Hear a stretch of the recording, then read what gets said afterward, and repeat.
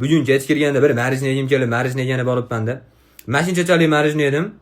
Shunda kassaga bordim. Men yegan mashinchachalik marijning eng qimmati 10 ming so'm edi. 300 ming so'm dedi-yu. 300 ming. Ishonasizlarmi? U endi savolda mana 300 ming so'mlik marijni yeyish uchun oldindan qanaqadir to'garakka borib tayinlanib olgan bo'lish kerak emasmidi odam? Yoki qanaqadir mahalladan sipratgan bo'lish kerak emasmidi? To'g'risi, o'zim oldim, mayli qonunni oldim ham qanaqadir javobgarlik his qilyapman deb men uni yeb qo'yib turib. 300 ming so'm u joy, mana tushunasiz, 300 ming so'mlik marijdan yegandan keyin Lamborghini ta'mi kelish kerak edi meni o'ylashim bo'yicha. Yo'q, qulpinay ta'mi kelyapti. Qulpinayni qorga tegizib yeganimda undan arzonroq tushardim qish kunida. U do'kon yopilib ketmaganda tushunasizlar, har kuni kimdir 300 mingga marijni olib yeyapti. Bo'lmasa yopilib ketish kerak edi. Kim shunaqa 300 mingga marijni olib yeydigan darajada voy? Qayerdan topyapsizlar bu Toshkentda bitta joyda pul tarqatadigan joy bormi? Men bilmay qolyapman. Topoq taraflarda pul topish osonmi deyman. Oson bo'lsa ham erkaklarga bo'lmay 300 ming so'mga 300 ta muz marijni berardi. Ayron marijni berardi 300 ta. Men 1 yillik marijnaga deb ajratgan pulimni ishlatib berdim bir kunda.